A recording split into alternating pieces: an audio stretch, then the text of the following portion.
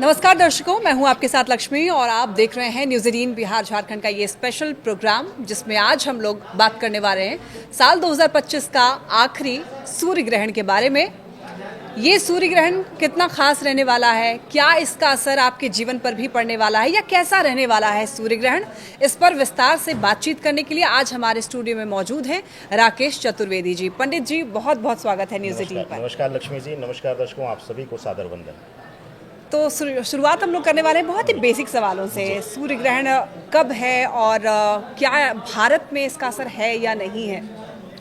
देखिए लक्ष्मी जी, जो यह ग्रहण है वह 21 तारीख को जो है लगभग 11 बजे से भारतीय समयानुसार जो है लगेगा।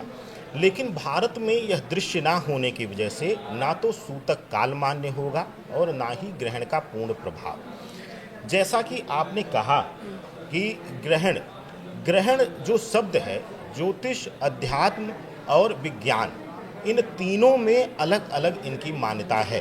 ज्योतिष के अनुसार जो है लक्ष्मी जी, ग्रहण को ग्रहों पर प्रभाव देने वाला प्रभाव कहा गया है, ऐसी घटना कही गई है। आध्यात्मिक दृष्टिकोण से इसको देखा जाए तो ऋषि मुनि जो है तप करने वाले ऐसे ग्रहण का जो है प्रतीक्षा करते थे, बहुत बेसब्री से प्रतीक्षा। आज हम डरते हैं, लोग डराते हैं, लेकिन ग्रहण का जो है ऋषि मुनि, त्यागी लोग जो है, जो त्याग में बैठे रहते, धर्म में लीन रहते थे, वो लोग आध्यात्मिक दृष्टिकोण से इसकी प्रतीक्षा करते थे। क्योंकि इस समय जो है अगर आप सकारात्मक शक्तियों का आवाहन करते हैं तो जितनी तेजी से नकारात्मक शक्तियों का प्रभाव बताया जाता है, उतने ही तेजी से, उसके कई गुना तेजी से सकारात्मक शक्तियों का वास होता है। तो यह जो ग्रहण है इस बार जो है 21 तारीख को रात में भारतवर्ष में लगभग 11 बजे से जो है आरंभ हो जाएगा और मध्य रात्रि में 3 बजकर लगभग 23 मिनट, क्योंकि अब प्रतिपदा भी लग जा रही है। यहाँ पर 2 प्रश्न आएंगे लक्ष्मी जी कि पहला तो एक तो सर्वपितृ अमावस्या के दिन लग रहा है यह ग्रहण, दूसरा यह स्पर्श कर रहा है नवरात्र की प्रतिपदा तिथि को, एकदम से ब्रह्म मुहूर्त के पहले, यानी देव काल में जब देवलोक में स्नान का विधान है, उस समय यह जाकर के लगभग 3:30 बजे के आसपास यह 3:23 पर समाप्त हो रहा है। तो यह ग्रहण ना दृश्य होते हुए भी भारतवर्ष के हर जीव पर प्रभाव डालेगा। पंडित जी, ज्योतिष शास्त्र में सूर्य ग्रहण को इतना खास क्यों माना जाता है? लक्ष्मी जी, 2 चीजें हैं। शास्त्र का अध्ययन हम करते हैं तो शास्त्र से हट करके हम जो हमारा मूल है, हम वेद पर आते हैं। वेद में जो प्रथम देव शब्द का जिसको संबोधन किया गया है, जिसको प्रत्यक्ष देव हम आज के समय में मान सकते हैं, वह सूर्य है। और विज्ञान कहता है कि सूर्य एकमात्र ऊर्जा का स्रोत है। हम भी कहते हैं कि जो आत्मा है हमारी, उसका कारक तत्व जो है वह ज्योतिष और अध्यात्म कहता है कि आत्मीय कारक तत्व जो है वह सूर्य है। सूर्य को ही पितामह कहा गया है, यानी जो हमारे पूर्वज हैं उनका जो है प्रथम पूर्वज जो है वह सूर्य को कहा गया है। ऐसी अवस्था में इस पूरे हमारे ब्रह्मांड में जो है वह तेज देने वाले जो हैं, या कह लीजिए ऊर्जा देने वाले या आत्मीय शक्ति देने वाले, वह सूर्य हैं। कहते हैं कि जब भी सूर्य ग्रसित होगा तो इस धरा पर कोई भी जीव हो, चाहे वह मनुष्य हो, चाहे वह कोई कीट पतंगा हो, कोई भी जीव हो जिसमें ईश्वर ने जीव डाल दिया है, यानी वह जीवित है, वह प्रभावित होगा ही होगा। उसमें वृक्ष भी हैं, औषधियां भी हैं, पेड़ पौधे भी हैं, सभी लोग। तो आत्मीय कारक होते हुए, ऊर्जा का कारक होते हुए सूर्य पर जब भी ग्रहण लगता है वह हमारे लिए बहुत प्रभावी हो जाता है और हमारे सृष्टि के लिए, यानी हमारी गैलेक्सी के लिए बहुत प्रभावित हो जाता है। क्योंकि आप सोचिए कि सर्दियों में आपको याद होगा कि जब 2 दिन 3 दिन सूर्य के दर्शन नहीं होते हैं तो हाहाकार मच जाता है। ठीक है, तो ऐसी अवस्था में कल्पना भी कोई नहीं कर सकता लक्ष्मी जी। भले हम विज्ञान को इतना बड़ा मान लें, विज्ञान को लोग तर्क वितर्क करने के लिए तैयार होते हैं, लेकिन क्या आज तक कोई विकल्प निकाल पाया कि अगर 10 घंटे भी, मैं तो 10 घंटे भी नहीं कहता हूँ, पूर्ण रूप से अगर सूर्य 1 मिनट भी विलुप्त हो जाए तो हमें लगता है कोई भी जीव बचेगा नहीं, सब जो है बर्फ की चादर ओढ़ करके समाप्त हो जाएगा। तो ऐसी अवस्था में आत्मीय कारक होते हुए, ऊर्जा का मुख्य स्रोत होते हुए, अग्नि का मुख्य स्रोत सूर्य है, तो ऐसी अवस्था में वह सबसे महत्वपूर्ण हमारे जीवन में है। और यही कारण है कि जब भी कोई ग्रहण सूर्य पर लगता है तो वह सबसे ज़्यादा प्रभावी होता है लक्ष्मी जी। तो जैसा कि आपने बताया कि हर एक जीवन में इसका कहीं ना कहीं प्रभाव जो है वो पड़ता है, चाहे आंशिक हो या फिर किसी भी रूप में प्रभाव पड़ता है, और हर इंसान का वो कहीं ना कहीं कहें तो राशि जो है वो होता है। तो हर राशि के बारे में हम चाहेंगे कि आप बताएं कि किस राशि में कितना प्रभाव जो है पड़ने वाला है। बिल्कुल, बहुत अच्छा लक्ष्मण जी। देखिए, जब रात्रि वेला में यह ग्रहण आरंभ होगा, लगभग उस समय जो है वृषभ लग्न का अंत होते हुए मिथुन लग्न जो है लग रहा होगा, और इससे अगर गणना करें तो चतुर्थ भाव में सूर्य, चंद्रमा और बुध उस समय विराजमान रहेंगे। ज्योतिषीय गणना के अनुसार जब भी सूर्य और चंद्रमा यानी माता और पिता का भाव दोनों दो कोण हैं, दो एंगल हैं हमारे जीवन में, सूर्य और चंद्रमा, ज्योतिष शास्त्र में जब भी यह युति लेके बैठ जाते हैं तो इसको बहुत नकारात्मक माना जाता है। और वहां पर एक नकारात्मक और आ जाता है, ज्योतिष शास्त्र में ग्रहीय दृष्टिकोण से जो सबसे बड़ा प्रबल शत्रु माना जाता है लक्ष्मी जी, वह चंद्र और बुध को माना जाता है। जो लोग चंद्रमा और बुध की उत्पत्ति की कथा जानते हैं वह लोग समझ जाएंगे क्यों इसको प्रबल शत्रु माना जाता है। ऐसी अवस्था में चंद्र बुध की युति और सूर्य चंद्रमा की युति चतुर्थ भाव में बन रही है ग्रहण काल के दौरान भारतवर्ष में।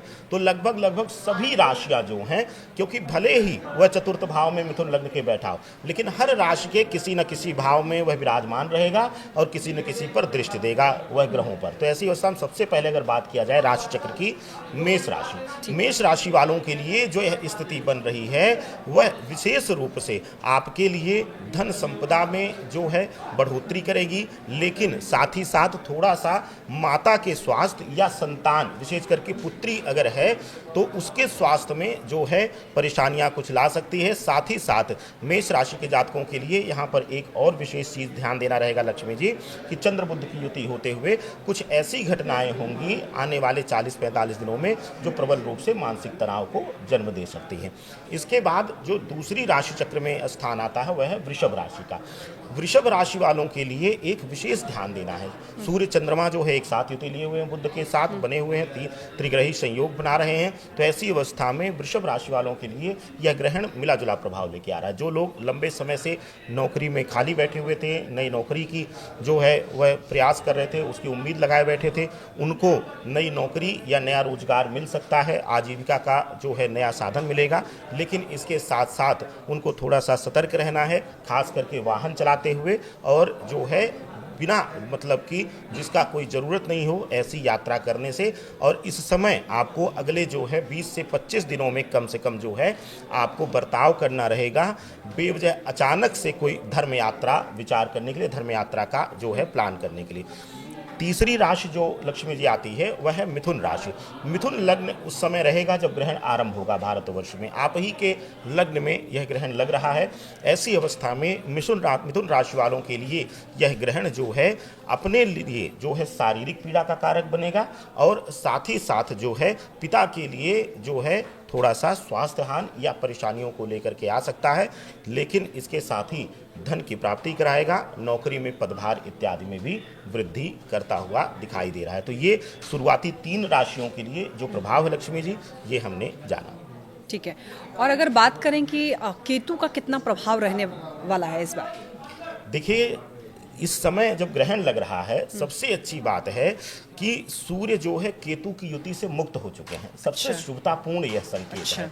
इसीलिए यह ग्रहण जो है उतना नकारात्मक नहीं असर करेगा जितना सामान्य रूप से ग्रहण जो है ग्रहीय दृष्टिकोण से नकारात्मकता देता है। क्योंकि कुछ दिन पहले ही सूर्य केतु की युति समाप्त हो चुकी है, सूर्य गोचर कर चुके हैं, सूर्य बुध की युति बन चुकी है। तो इसलिए जो है यह जो ग्रहण है केतु का उतना प्रभाव नहीं रहेगा, लेकिन फिर भी जो है वह पूर्ण रूप से यहाँ पर जो है राहु और केतु, ज्योतिष शास्त्र में, आध्यात्मिक शास्त्र में मान्यता है कि राहु और केतु के प्रभाव से ही जो है ग्रहण लगता है। तो कहीं ना कहीं केतु का प्रभाव रहेगा। यह कालखंड जो ग्रहण का रहेगा, ग्रहण के दिन विशेष करके लक्ष्मी जी वह हमें बर्ताव करना रहेगा, खास करके बेवजह किसी से बहस करने के लिए, बेवजह ज़्यादा बोलने के लिए। यही एक कारण है लक्ष्मी जी। आपको याद होगा कि ग्रहण के दौरान हमारे बड़े बुजुर्ग जो थे वो मौन व्रत ले लेते थे, शांत हो जाते थे। हाँ। एक किनारे बैठ करके आपने देखा होगा गुरु मंत्र जपना शुरू कर देते या नाम जप पालन कर लेते। तो ऐसी अवस्था में हमें अपने आप को शांत करना चाहिए। जो लोग ऑफिस कार्यालय में हैं वो भी थोड़ा सा अपने आप को शांत करके रखें, जिससे कि कोई बहस इत्यादि ना हो पाए, क्योंकि केतु जो है आकस्मिक बल दे देता है, भ्रम दे देता है, लगेगा कि हम ही सब कुछ हैं और कोई तो कुछ है ही नहीं। तो ऐसी अवस्था में हमें वह समस्याएं दे सकता है। अच्छा, कुल कितनी ऐसी राशियों में इसका बहुत ज्यादा प्रभाव पड़ने वाला है? देखिए, कौन सी राशियां? राशियां जो है सभी प्रभावित होंगी। अच्छा। लक्ष्मी जी, जैसे आपने शुरुआती दौर में 3 राशियों के बारे में जान लिया, मैं बाकी भी फटाफट में सूक्ष्म रूप से जो राशियां इंपैक्ट होने वाली है ज्यादा मैं चर्चा कर लेता हूँ, जिन विषयों पर नकारात्मक प्रभाव ज्यादा डाल रहे हैं। जैसे चौथी राशि जो है वह कर्क राशि है। कर्क राशि वालों के लिए जो है, क्योंकि चंद्रमा और सूर्य की युति है और चंद्रमा आपकी राशि के कारक हैं, तो आपको मानसिक रूप से भटकाव हो सकता है, मानसिक रूप से जो है भ्रम की स्थिति आएगी। कोई बड़ा निर्णय लेने से परहेज करें और भ्रम में आकर के कोई गलत निर्णय आप इस समय ले सकते हैं।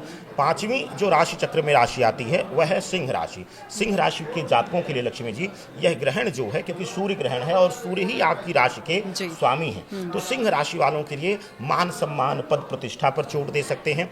क्यों? उसका कारण है सूर्य जो हैं, ज्योतिष शास्त्र में जितना हमने शोध किया है, सूर्य प्रतिष्ठा का कारक है, पद का कारक है, सम्मान का कारक है। तो ऐसी अवस्था में जब सूर्य ही ग्रसित होंगे तो आपको जो है मान सम्मान पर चोट दे सकते हैं, कहीं आपको अपमानित होना पड़ सकता है। तो ऐसी अवस्था में संयम बरतने की जरूरत है। सिंह राशि वालों के लिए इस समय जो है नया परिवर्तन कोई नहीं करना चाहिए। जैसे लोग नौकरी के लिए प्रयास कर रहे होंगे या फिर व्यवसाय में आकस्मिक परिवर्तन चाह रहे होंगे, तो उनको अभी रुक जाना चाहिए। कम से कम 41 दिन उन्हें बर्ताव करना चाहिए। 6वीं जो राशि आती है वह है कन्या राशि। कन्या राशि वालों के लिए यह जो ग्रहण है लक्ष्मी जी, वह बहुत प्रभावी रहेगा। प्रभावी सबसे ज्यादा उनके स्वास्थ्य को लेकर के रहेगा। कोई पुरानी जो है, जैसे कि जेनेटिक बीमारी है, शुगर इत्यादि है, उसमें जो है बढ़ोतरी आ सकती है, उससे परेशानी मिल सकती है। मानसिक रूप से परेशानी आ सकती है। स्किन संबंधी कुछ समस्याएं बढ़ सकती हैं, जिसकी वजह से उलझे हुए ये रहेंगे। कन्या राशि वालों के लिए एक बड़ी शुभता मिल रही है कि अगर ये लोग सरकारी नौकरी इत्यादि में हैं तो इनको स्थानांतरण इत्यादि हो सकता है, ट्रांसफर इत्यादि का प्रयास कर रहे थे, तो उसमें शुभता मिलती हुई दिखाई दे रही है। बात करते हैं अगली राशि की, तुला राशि। तुला राशि शुक्र प्रधान है। शुक्र प्रधान राशि होते हुए यह राशि सबसे ज्यादा प्रभावित होती है। तुला राशि के जातकों के लिए यह जो सूर्य ग्रहण है लक्ष्मी जी, यह उनके भौतिकता पर प्रभाव डाल रहा है, यानी कि जो है मस्तिष्क पर भ्रम देकर के बेफिजूल के खर्चे करवाएगा, यानी कि बेवजह जिसकी जरूरत नहीं है। एक ताजा उदाहरण दे दें, हो सकता है एप्पल की लाइन में वो भी लगे हुए मिल जाए बेवजह बर्डन लेकर के, तो वह आर्थिक संकट उनको दे सकता है। अपने स्वभाव पर नियंत्रण ना करने की वजह से, फिजूल खर्ची की वजह से भ्रम पैदा करेगा। और क्योंकि सूर्य है, सूर्य आत्मीयता का ज्ञान, अपने जो है बेस का ज्ञान कराता, अपने रूट का ज्ञान कराता है सूर्य, कि हम क्या हैं, मूल। तो उसमें जो है आप भ्रमित हो सकते हैं, बेवजह स्टेटस को लेकर के आप बेवजह की खरीदारी इत्यादि कर सकते हैं। उससे बचना है, नहीं तो आर्थिक संकट को आप जन्म दे देंगे।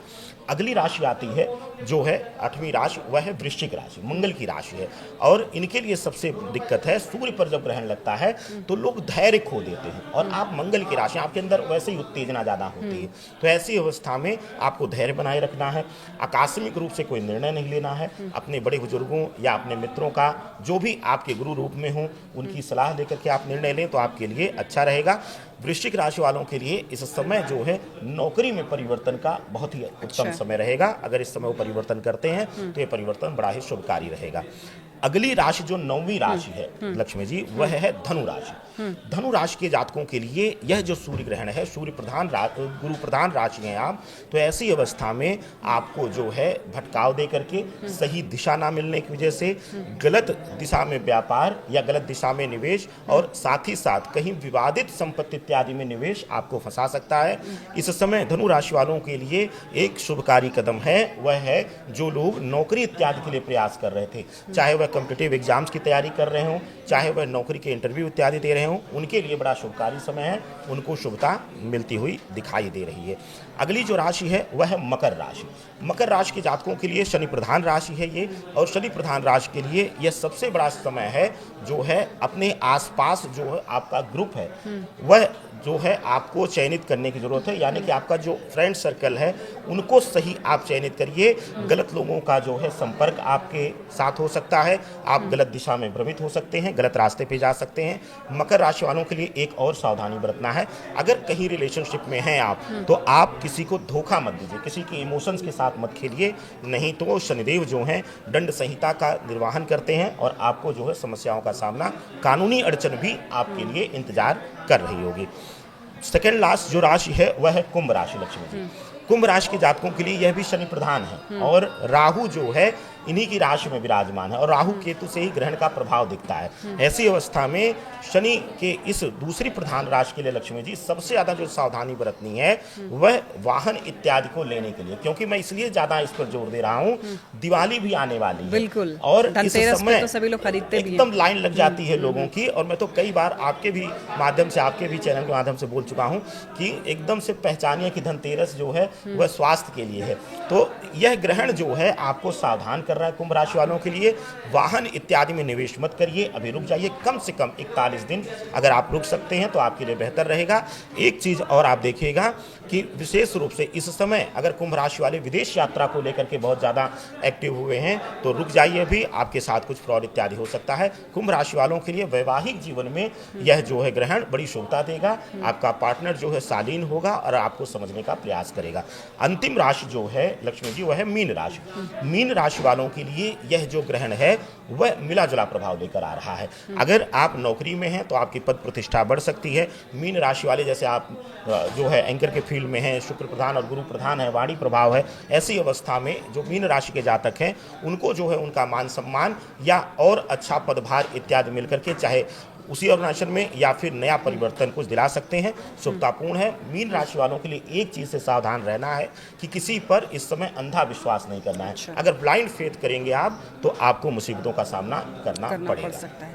अच्छा, अगर ओवरऑल बात करें तो सूर्य ग्रहण का इस बार जो दाम्पत्य जीवन है जिनका या नौकरी पेशा में जो लोग हैं, करियर पर कितना असर देखने को मिल सकता है? बिल्कुल पड़ेगा। देखिए लक्ष्मी जी, सूर्य को कहा गया है एक जो है चौपाई है श्री रामचरितमानस की, कि आजकल आपने बहुत सुना होगा लोगों को इसका पाठ करते हो। कई बार लोग अपने सामर्थ्य को दर्शाने के लिए भी कर देते हैं कि बाबा तुलसीदास जी ने लिखा है कि समर्थ को नहीं दोष गुसाई, जो है उसमें जो किनको कहा गया सामर्थ्यवान, रवि पावक सुरसर की नाही, यानी कि सूर्य के समतुल्य जो है ये जो हैं अग्नि जो हैं और गंगा जो हैं इनके समक्ष जो हैं कोई दोष नहीं होता है, यानी इसको कभी कोई दोष नहीं लगता है। लेकिन सोचिए कि वहीं तुरंत ईश्वर ने, प्रकृति ने दर्शाया कि सूर्य को भी ग्रहण लगता है। क्यों? क्योंकि कहते हैं काल से बड़ा, प्रकृति से बड़ा कोई चीज नहीं, जिसको हम पराशक्ति कहते हैं। सही कहते हैं। जो एक ऐसी अदृश्य शक्ति है, जब हम वेदों का अध्ययन करते हैं तो उसमें हमें प्राथमिक 2 वेदों में कहीं किसी का स्थान नहीं मिलता, सिर्फ सूर्य और अग्नि को प्रत्यक्ष देवता माना गया है। तो ऐसी अवस्था में जब सूर्य को भी ग्रहण लग सकता है तो हम आप कुछ नहीं है, यही प्रकृति हमें दर्शाना चाहती है।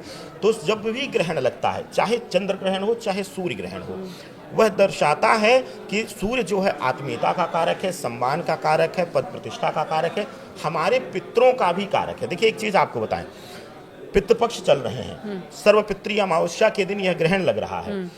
3 पीढ़ियां पितृ पितामह पर पितामह यह जो है पितृ योनि में जो है विचरण कर रही होती हैं। इससे पीछे की योनियां जो हैं वह ब्रह्म पितृ में आ जाती हैं। तो जो ब्रह्म पितृ में योनियां आ गई वह जो है ईश्वर समतुल्य मान लिया जाता है, उनको सूर्य समतुल्य अर्घ दिया जाता है। तो ऐसी अवस्था में यह सूर्य ग्रहण या कभी भी भविष्य में जब भी सूर्य ग्रहण लगा है, लगेगा या पास्ट में लगा है, वह हमें सीधा सीधा इफेक्ट करता है। सबसे बड़ी चीज वैवाहिक जीवन में, जैसे आपने पूछा, सूर्य जो है एक अहम का, स्वाभिमान का कारक है। सूर्य हमेशा जिसका बलि रहेगा वह कभी झुकना पसंद नहीं करेगा। तो ऐसी अवस्था में अगर आपके सप्तम भाव में सूर्य बैठा हुआ है और सूर्य पीड़ित है, अगर सूर्य केतु की, सूर्य राहु की युति है, तो ऐसी अवस्था में आप देखेंगे कि जब भी ग्रहण लगेगा उससे 1-2 दिन पहले से ही आपके पार्टनर से विरोधाभास शुरू हो जाएगा। आपका पार्टनर एकदम से उग्र हो जाएगा। जिन बातों को आराम से सुन करके वह चला जाता था, वह उसी बात पर रिएक्ट करना शुरू कर देगा। तो जब भी सूर्य ग्रहण लगेगा या चंद्र ग्रहण लगेगा तो वह कहीं ना कहीं हमारे मन को, हमारी आत्मा को प्रभावित करेगा ही करेगा, क्योंकि हमारी ऊर्जा का स्रोत जो है एकमात्र लक्ष्मी जी वह सूर्य है। सूर्य के अलावा, सूर्य को ही सामान्य भाषा में अगर समझें हम तो उसी को हम आत्मा भी कहते हैं।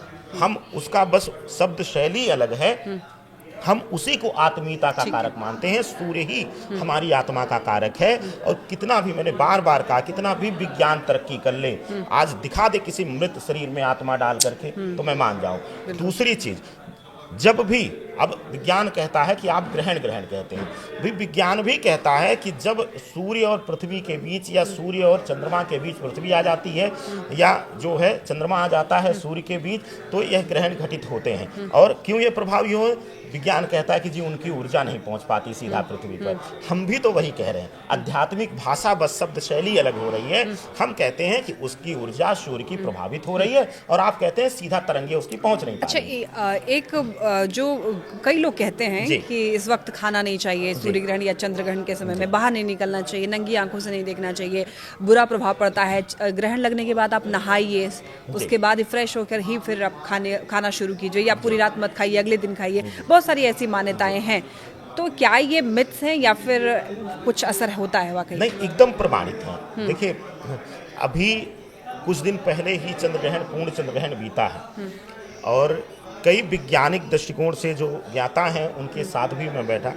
देखिए, हमारे शरीर में पंच तत्व से जल, अग्नि प्रभाव जिसको हम आत्मा कहते हैं, मिट्टी, आकाश, जलीय प्रभाव, रक्त, इन सब के माध्यम से 9 ग्रहों का प्रभाव हमारे शरीर पर रहता है।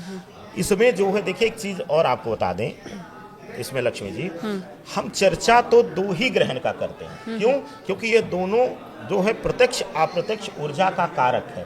लेकिन इसी तरीके से ज्योतिष व्याकरण में जो जिक्र आता है वह हर ग्रह का भी ग्रहण लगता है। शनि को भी ग्रहण लगता है, मंगल को भी ग्रहण लगता है। जिस ग्रह के साथ राहु और केतु युति कर लेंगे उसको जो है ग्रहण प्रभाव में गिन लिया जाता है। लेकिन सूर्य ग्रहण और चंद्र ग्रहण इसलिए ज्यादा प्रभावी है क्योंकि ज्योतिष शास्त्र में जो है सूर्य को पूर्ण रूप से सकारात्मक स्रोत माना जाता है ऊर्जा का।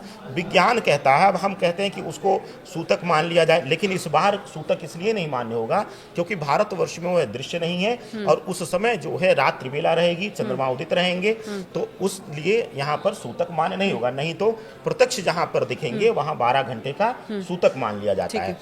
इस ग्रहण में एक विशेष ध्यान देने की जरूरत है। अब कुछ लोग कहेंगे यहाँ दृश्य नहीं है, तो आप जो है इसका भेव मत मानिए। देखिए, चंद्रमा को जो प्रकाश मिल रहा है, चंद्रमा जो प्रकाश धरा तक अपना फैलाता है या तेज जो देता है, हमें जलीय ऊर्जा का स्रोत देता है, वह सूर्य से लेने वाली ऊर्जा से हमें प्रकाशित करता है। ऐसी अवस्था में जब सूर्य पीड़ित रहेगा, यहाँ पे हम जो तर्क आध्यात्मिक देते हैं वह अशुद्धियों को लेकर के हम बोलते हैं। लेकिन विज्ञान भी इसको कहता है कि उस समय कुछ ऐसी विकिरण निकलती हैं जो हमारी स्किन के लिए, हमारे लिए या फूड्स पे अगर वो डायरेक्ट पड़ रही है प्रत्यक्ष रूप से, तो उसके लिए वह हानिकारक है। और क्योंकि आज हम लोग बंद घरों में रह रहे हैं, फ्लैट में रह रहे हैं, तो आज सीधा कई बार विकिरणें वहां तक नहीं पहुंच पाती, कर्टन लगे होते हैं। लेकिन सोचिए, जब हमारे संत महात्माओं ने यह ग्रंथ लिखे थे जिनमें यह सारे भेदभाव लिखे गए, उस समय तो ऐसा नहीं था माहौल ना।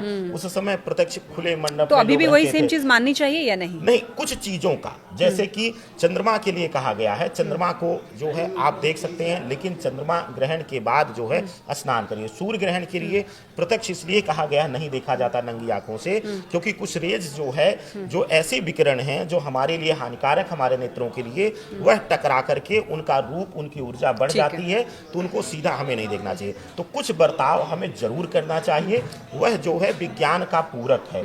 और कुछ जो भ्रांतियां हैं उनको लेकर के मैं आपको एक चीज बताऊं लक्ष्मी जी, आपके इस मंच से, हमारा सनातन इतना प्योर है कि सोचिए कि आज विज्ञान कहता है कि पीपल का जो पौधा है वो सबसे ज्यादा ऑक्सीजन देता है, इसकी रक्षा हमें करनी चाहिए। अगर हमने नहीं डराया होता, लोग कहते हैं कि सनातन डराता है, लेकिन अगर हमने नहीं डराया होता, अगर हमने नहीं कहा होता कि उसकी जड़ में प्रेत रहता है या उसकी जड़ में भूत रहता है, तो आज पीपल आपको लगता है बसता, कितने आम के बगीचे फल देने वाला है, लेकिन कितने बगीचे बचे हुए देखिए लोग काट डाल रहे हैं। जहां डर होगा वहीं हम सतर्कता करेंगे, और ज्योतिष भी सतर्कता का एक मार्गदर्शन है। इसका अभिप्राय यह नहीं कि भय खा जाए, ज्योतिष का माध्यम है अलर्ट हो जाए। वह जो है, क्योंकि उस समय मन और आत्मा जो है व्यथित रहेगा, हमारे मन में कई थॉट्स चलेंगे, तो इसीलिए कहा गया बाहर मत निकलिए, गाड़ी मत चलाइए। तो कुछ उपाय आप बता दीजिए कि क्या आप ऐसा कर सकते हैं जिससे कि नकारात्मक प्रभाव ना पड़े? देखिए, कोई भी ग्रहण हो लक्ष्मी जी, किसी भी ग्रहण काल में सबसे सर्वोत्तम तरीका है, अगर आप गुरु दीक्षित हुए हैं तो आप अपने गुरु मंत्र का पाठ करें। प्रयास यही करें, कम से कम बोलें। दूसरा, अगर आप गुरु दीक्षित नहीं हैं तो नाम जाप का विधान है। नाम जाप में अगर आप राम के भक्त हैं, राम को अपना इष्ट मानते हैं तो सीताराम सीताराम करिए। आप कृष्ण को मानते हैं तो राधे कृष्ण करिए, राधे कृष्ण। नमः शिवाय करिए, शिव को मानने वाले नमो भगवते वासुदेवाय करिए। आप भगवान विष्णु को, जिसको भी आप मानते हैं, आप उसका नाम जाप करिए। नाम जाप के लिए लक्ष्मी जी कहा गया किसी भी अवस्था में, किसी भी स्थिति में आप कर सकते हैं। चाहे आप अशुद्धि में हो, चाहे शुद्धि में हो, चाहे आप चारपाई पे हो, बेड पर हो, कहीं भी आप कर सकते हैं। तो सबसे सर्वोत्तम है ग्रहण काल के दौरान आप नाम जाप करिए, या गुरु दीक्षित हैं तो गुरु मंत्र का पाठ आप करिए। ठीक है, एक और सवाल कि इस बार का ग्रहण जो है विद्यार्थियों के लिए, जो प्रतियोगी परीक्षा की तैयारी कर रहे हैं, उनके लिए क्या प्रभाव रहने वाला है? देखिए, प्रतिष्ठा का कारक है सूर्य। हमने अपने व्यक्तिगत शोध में यह पाया है, करीब 100 से ज़्यादा कुंडलियों पर विद्यार्थियों के हमने शोध किया है लक्ष्मी जी। उसमें हमने पाया है कि सरकारी नौकरी का जो कारक तत्व है वह शनि, मंगल और गुरु है। लेकिन उस नौकरी को प्राप्त करने के बाद का जो कारक है वह सूर्य है। तो ऐसी अवस्था में सूर्य जब पीड़ित हो रहा है तो सबसे बड़ी दिक्कत आएगी, क्योंकि हम नौकरी पाएंगे तभी तो सूर्य प्रतिष्ठा देगा। तो हमें क्या प्रयास करना है, सूर्य की पीड़ा में यानी सूर्य ग्रहण में सबसे ज़्यादा विद्यार्थियों को डर होगा भटकाव का। चाहे वह उनका दोस्तों का ग्रुप जो है वह गलत मिल जाए, उनको संगत गलत मिल जाए, या मानसिक रूप से उनका पढ़ाई में मन ना लगे। तो अगर इस बीच आपके साथ ऐसा हो रहा है, क्योंकि जब भी सूर्य ग्रहण आता है अमावस्या या इस तरीके से, तो आप देखिए कि पहले से ही हम प्रभावित होना शुरू हो जाते हैं। जैसे चंद्रग्रहण पूर्णिमा पे आएगा तो पूर्णिमा से 1-2 दिन पहले ही मन प्रभावित होना शुरू हो जाएगा। तो आप सबसे सर्वोत्तम तरीका है जो विद्यार्थी जीवन में है वह माँ दुर्गा के 32 नाम का जाप करें। 32 नामावली जो है दुर्गा सप्तशती में मिल जाएगा, ऑनलाइन PDF निकाल लीजिए। अद्भुत चमत्कारी इसका प्रयोग है और नाम जाप है। आप 32 नाम का जाप करना शुरू करिए, आप देखेंगे इसका चमत्कार आपके जीवन में प्रत्यक्ष अप्रत्यक्ष दोनों रूप से दिखाई देना शुरू हो जाएगा। तो चलिए, इसी के साथ आपने सुना कि राकेश जी ने किस तरीके से बताया कि इस बार का सूर्य ग्रहण जो है कितना प्रभावी रहने वाला है, किन राशियों पर ज़्यादा प्रभाव डालेगा और किस तरीके से आप नकारात्मक प्रभाव से बच भी सकते हैं, और किस तरीके से आप पूजा पाठ करिए विधि विधान से, ताकि आप पर इसका बुरा असर ना पड़े। इसी के साथ हमारा ये स्पेशल कार्यक्रम पंडित राकेश चतुर्वेदी के साथ यहीं समाप्त होता है। धन्यवाद।